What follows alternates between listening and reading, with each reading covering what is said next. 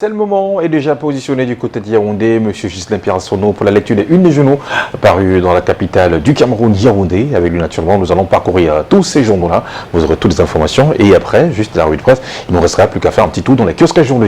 M. Ghislain Pierre-Assono, avec le cœur enflammé de joie comme d'habitude, nous vous envoyons l'antenne du côté de Yaoundé. Bon début du week-end à vous. Enflammé de joie comme d'habitude, nous vous envoyons l'antenne du côté de Yaoundé. Bon début du week-end à vous. Bonjour Douala, bonjour Thierry Carole, bonjour également à Patricia Keye. Effectivement, je vous retourne la chandelle en vous souhaitant un bon début de week-end à vous également. Je vous accueille à Yaoundé, le cœur enflammé de joie, vous l'avez indiqué, vous mais également les millions de téléspectateurs de Canada International, ceux du Cameroun et du monde entier qui sont tous chargés fort d'informations. Bienvenue à ce rendez-vous, c'est la revue de presse sur Canada Matin, donc sur Canada International. Et ce matin, puisqu'il s'agit d'un jour de foot pour ce qui est de la République du Cameroun, et notamment les Lions indomptables du Cameroun, eh bien c'est donc jour de foot puisque l'équipe nationale affronte le Japon en match amical pour parler ainsi de la période de FIFA aujourd'hui quand il sera 14h heure d'ici, heure camerounaise donc, Cameroun-Japon, le match amical rentre bien entendu dans la période de FIFA, l'instance fêtière mondiale qui gouverne donc le football sur la planète Terre, sauf que la Covid-19 est passée par la tanière, elle décime quelque peu l'équipe nationale qui a été obligée de ramener l'effectif à 25, 35 au départ, puis 25 et finalement ce sont 17 Lions indomptables du Cameroun qui feront partie de cette épopée, donc de cette rencontre contre le Japon. Aujourd'hui, mutation en kiosque se joue, on parle puisqu'il s'agit d'un moment à tout le moins important pour ce qui est de la vie nationale, le Cameroun ayant l'équipe nationale comme l'un des socles qui naturellement participe à l'intégration nationale et à l'unité des Camerounais. Il n'y aura pas Toko Ekambi dans la tanière ce jour. Le joueur des Lions comme celui de Montpellier, j'ai nommé Oyongo Bitolo, ne feront donc pas partie de la partie au même titre que d'autres lions indomptables du Cameroun qui ont été ainsi frappés à distance d'ailleurs par la Covid-19 malgré leur grand amour pour l'équipe nationale. Vous avez dit amour, il fait mal, souvent très mal. J'en emprunte à la une principale du quotidien Mutation de Gab, Georges Alain Boyoumo, édition de ce vendredi, relativement au récent meurtre de Kribi, la capitale du département de l'Océan. Il n'y avait pas que le refus de donner l'argent à sa partenaire qui a donc entraîné la mort d'Arthur Akonon. Il y a d'autres nouvelles qui sont mises à la disposition du grand public ce matin par le quotidien Mutation. Il n'y avait pas que ce refus de procréer, que dis-je, de donner donc de l'argent à sa concubine. Il y avait aussi un peu de jalousie de la part de la fille cruelle, entre guillemets, selon que l'indique le quotidien Mutation ce matin, puisque l'affaire est désormais portée par les tribunaux au niveau notamment des enquêtes. Eh bien, la suspecte a commencé à faire un certain nombre de déclarations et parmi elles, il y a le cœur qui a donc parlé. Et pour rester dans le département de l'Océan, allons-y cogner aux portes de Campo. Eh bien, cette fois-là, la cité qui est difficile d'accès, si l'on s'en tient à la seule image qu'elle propose d'ailleurs l'économie quotidienne ce matin, un véritable enclavement qui saute à l'œil nu, freinant tout d'égo, tous les efforts de développement de la cité, c'est-à-dire la ville de Campo. Retour à Yaoundé, la capitale camerounaise, retour à l'immeuble Toile,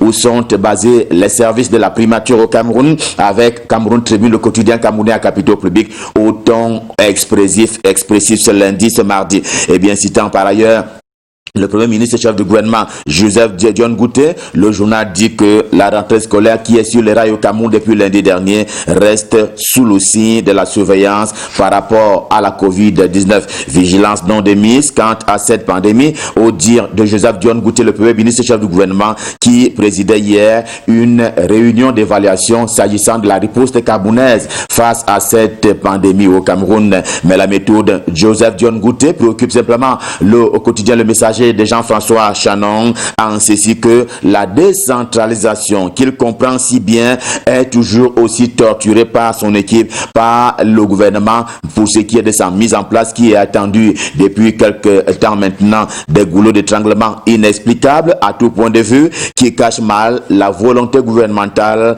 à se défaire du pouvoir financier au niveau central. Maintenant que le Premier ministre chef du gouvernement a dit que la fonction publique locale doit devenir une réalité au soir du 30 janvier 2021, eh bien, le quotidien Le Messager, quelque peu dubitatif, eh bien, croise les doigts et attend de pied ferme la mise en place de cette fonction publique locale qui doit ainsi devenir une réalité si l'on s'en tient à la récente sortie du Premier ministre parlant les travaux portant justement sur la mise en place de cette méthode et donc cette modalité de gouvernance. Eh bien, Le Messager qui attend, il attend de voir et de boire le moment venu, c'est-à-dire le 30 janvier 2021. Au cœur du quotidien bleu, le jour du jour, la rentrée scolaire encore elle, qui est la première semaine ce jour au Cameroun. Jusqu'ici, des manuels scolaires, certains livres en particulier ne sont pas visibles en librairie et ailleurs, ainsi que l'indique le quotidien bleu ce matin, leur indisponibilité est liée à leur non-présence. Ils seraient encore dans le bateau à destination du Cameroun et en provenance des contrées lointaines. C'est aux dirigeants de ces contrées à qui Paul Biya devait s'adresser, voulait parler en visioconférence. Le projet a simplement échoué, notamment pour la République.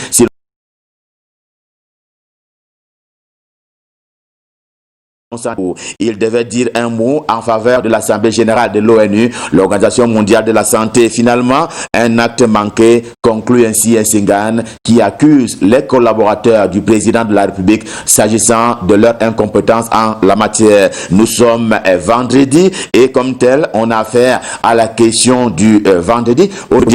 De savoir si il n'y aura plus de scandale autour des concours d'entrée dans les écoles. Allusion faite naturellement à l'ENAM, l'École nationale d'administration et de magistrature. Souvent, des tiraillements entre la direction générale de cette grande école et la tutelle pour parler du ministère de la fonction publique et de la réforme administrative. Et des querelles sur l'identité des personnes favorables à ces différents concours. Les experts qui ont été appelés à la rescousse ce matin par le quotidien Émergence semblent parler d'une seule et même voix.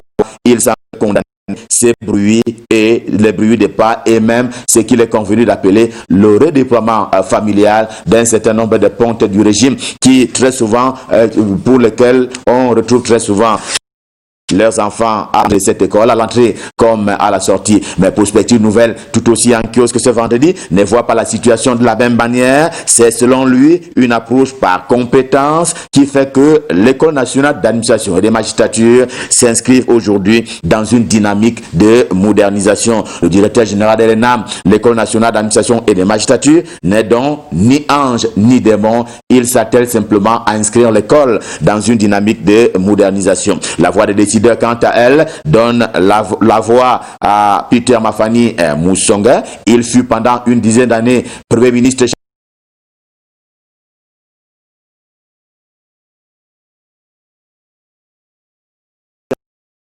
commission de discipline au sein du RD pour le cas d'espèce de la Commission nationale de promotion du bilinguisme et du multiculturalisme. Interview exclusive accordée justement au journal La Voix des décideurs et au cours de laquelle le Premier ministre, l'ancien Premier ministre Peter Mafani Moussonga dresse un peu le bilan des 3 années d'existence de la commission dont il préside aux destinées, à savoir la Commission de promotion du bilinguisme et du multiculturalisme. C'est donc un satisfecit global et total qui est naturellement renchéri ce matin dans les colonnes du journal La Voix des décideurs. De Guardian Post, quotidien camerounais d'expression anglaise au siège imposant à Yaoundé, s'intéresse quant à lui à Jean-Michel Ninche que l'actualité du MRC, le mouvement pour la renaissance du Cameroun, met au devant de la scène ces temps derniers dès lors qu'il a adhéré à l'initiative des marches dites pacifiques. Le député SDF, Social Democratic Front, c'est le parti de John Fundi, se souvient des années 1990. Il suggère de revenir à celles-ci, on les appelait, rappelons-le,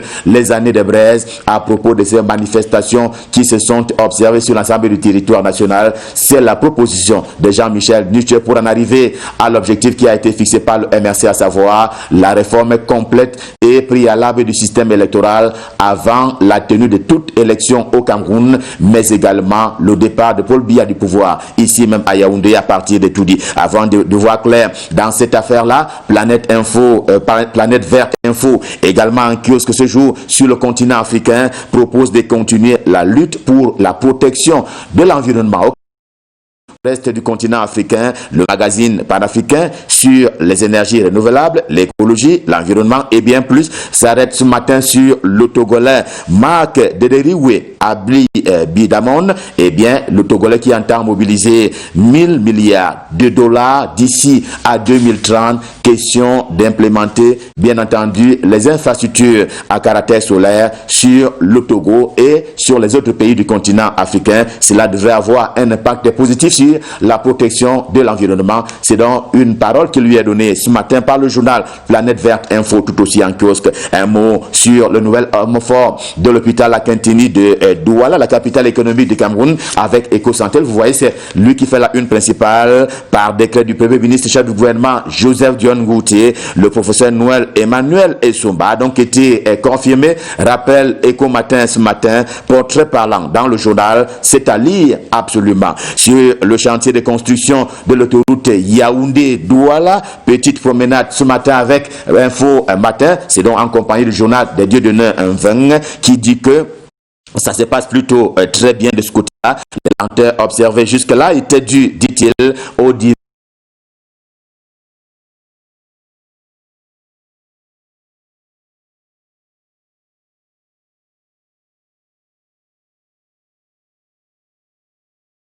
de 2 à 3 voies de chaque côté de l'autoroute.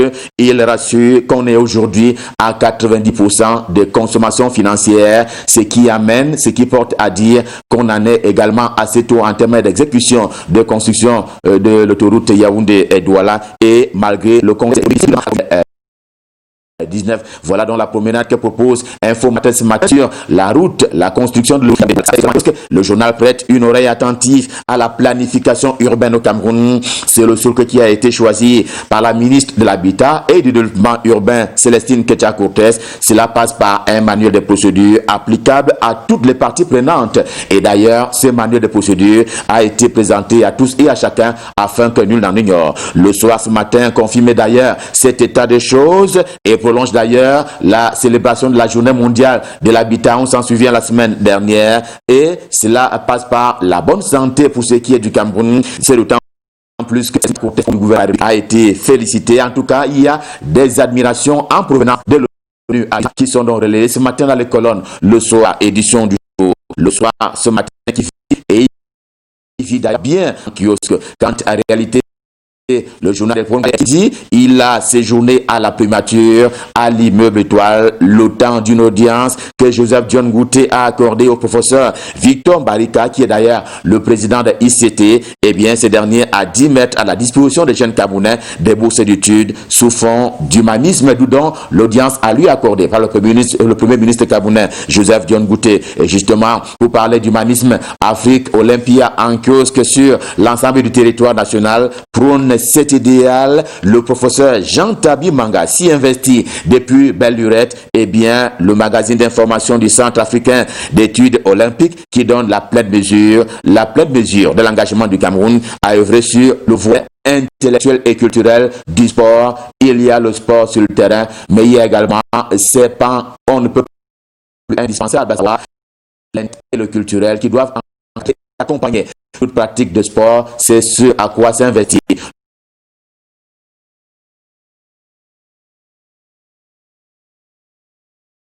le professeur Jean Tabi Manga. Voici un appel à Marco, l'œil du ciel, le jour qui a annoncé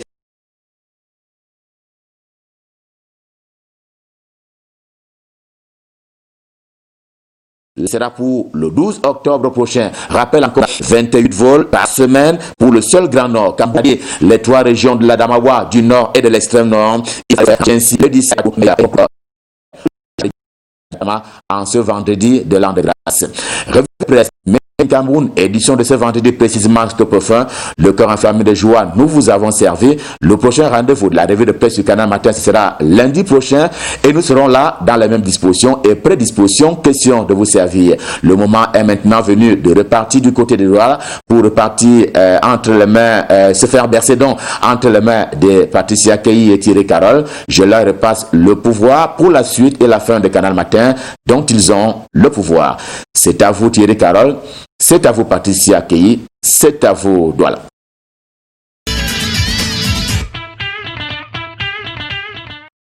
Toujours sur le plan national, rappelons que sous l'initiative du ministère de la Santé publique, le vaccin contre la polio démarre ce jour sur l'ensemble du territoire national. Objectif ici étant naturellement de renforcer l'immunité collective. La campagne, c'est du 9 au 11 octobre 2020 pour les enfants de 0 à 5 ans. Et pour l'occasion, les parents ont reçu des coupons pour l'autorisation de faire vacciner leurs enfants dans les écoles. Nous continuons naturellement avec l'activité. Voilà, il est important de rappeler que les activités reprennent chez notre compagnie nationale Camerco dès le lundi 12 octobre 2020. Pour un début, on aura droit uniquement aux vols domestiques, tout en rappelant que 28 vols hebdomadaires seront mis à la disposition du Grand Nord. Allez, Patricia Keyi, à présent, nous allons, pourquoi pas, nous rendre à l'international à travers une du journaux paru de ce côté-là. Exactement, quelques petites notes à l'international. Et on y va tout de suite avec, bien sûr, le concours de la REA pour l'intelligent, le quotidien intelligent qui nous propose en grande une. Tout le monde ne s'inscrit pas dans le 31 octobre 2020, mais on va quand même vers des élections paisibles. C'est la grande une pour le quotidien L'intelligent de ce genre. Un autre journal, une autre parution ce matin, c'est Fraternité Matin. En grande une, on parle plutôt cette fois de Ouattara. Ouattara qui ouvre une école ultra moderne à Abobo. Un autre journal, Le Sursaut, voilà. Avec Le Sursaut en grande une, c'est le gros business juteux des meetings politiques. On vous donne juste les unes et après, bien sûr, il sera bien possible pour tous de pouvoir développer ce qui est proposé en achetant peut-être la presse en question. Voilà, on y va, on continue. Le quotidien d'Abidjan. Le quotidien d'Abidjan propose un cadre du RHDP,